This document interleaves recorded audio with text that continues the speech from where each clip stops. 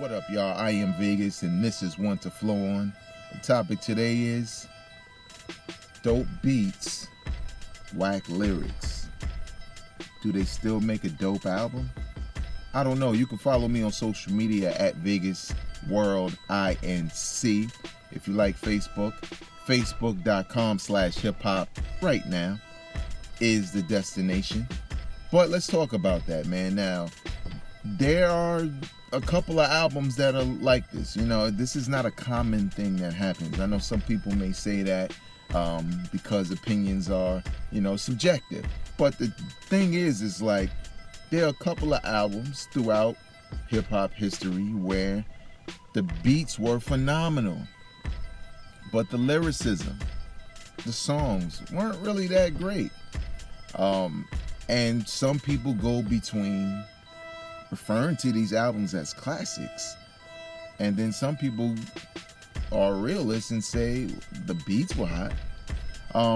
And I got two examples, you know what I'm saying? There are many examples, but I got two. If you have other examples, please leave them in the comment section. I would like to know and discuss with you guys.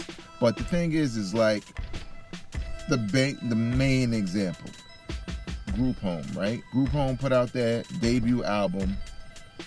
The album produced entirely by DJ Premier of Gang Starr, and at the time, at least, those were probably the best beats I ever heard Premier make. Now, of course, that can be argued. There's some really dope beats in Gang Starr's collection. There's no doubt about that. This is before Moment of Truth, I believe.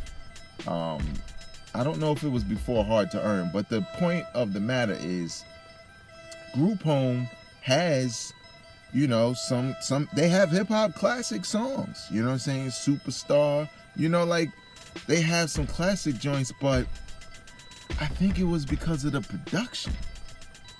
Because the production was so phenomenal on that album. I mean, I bought it, and I knew I didn't really care for these dudes as rappers. Now, they weren't the worst ever, not by a long shot, but you're talking about mid-90s where, New York hip-hop had a resurgence lyrically, and there's not many dudes that are just whack, you know what I'm saying, let alone a group. And this album was being played by a lot of dudes because the beats were just dope. You know what I'm saying? Including myself. It was just certain things where it was almost as if I tolerated the lyrics because I enjoyed the beats so much. You know what I'm saying? I enjoyed the sound of the album so much. So I found myself tolerating the album. Another example, and this was an album and a group that I didn't care for back then, and I don't care for them today, as far as their music, and that's Diggable Planets.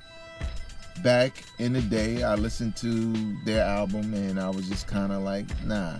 But back then, I was kind of a part of the wave of, this new hip hop on the East Coast, at least, that was just dope, from Black Moon to Nas to Wu-Tang, Biggie, and all of that. But the thing is the lyrics were whack to me on that album back then. So recently, 2017, I decided, I'm gonna listen to it again, because sometimes, you gotta come back and listen to things, because I know a lot of people like that album and like that group. And when I listened to that debut album, I was literally sitting there like, damn, these beats are way better than I thought. Way better than I thought. But these Caterpillar lyrics, man, it's not for me. It wasn't for me back then. Maybe if that would have came out like around the time Tribe and De La Soul and Jungle Brothers, like the native tongue was really at its heights. And it wasn't like it was that far off from that time. But again, like I said, you had already had Death Row, you had already had, the albums I mentioned before from New York. So as far as their flows and their wordplay, I wasn't really down for it, because it was just like child's play, you know what I'm saying, when it came to lyrical prowess. But with that being said, The production on that album is excellent. Excellent. Now, some people don't mind, lyrics that are kind of playful. And neither do I in some cases. I can't deal with the caterpillar butterfly stuff. I just can't. I'm sorry. I know it's a part. I know. I just can't. But let me give you an example of an album I really like. And the beats are dope. And a lot of people would consider this rapper whack. But I didn't mind him. And that's Cormega's debut album. I forget the name. Something Hustle. Can't remember.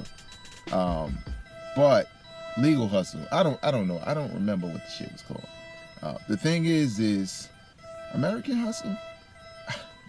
I just cannot. I'm gonna find that shit. Hustle's not even in the title. It's The Realness. Cormega's debut album.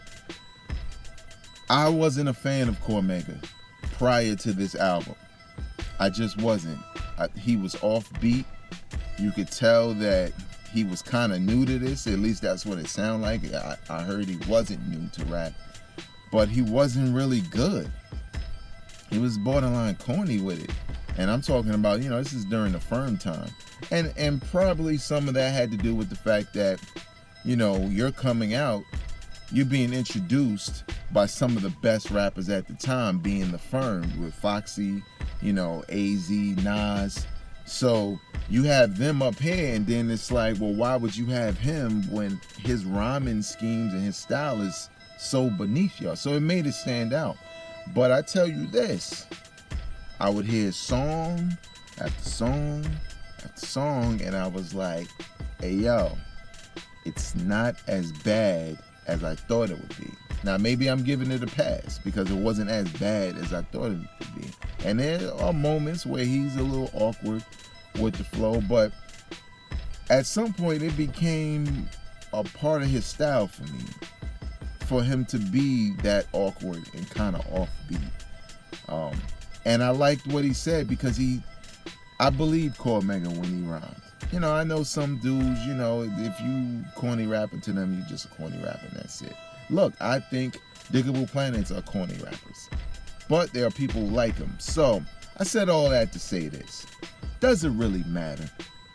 I really like The Realness. I go back and listen to it from time to time because I really like it.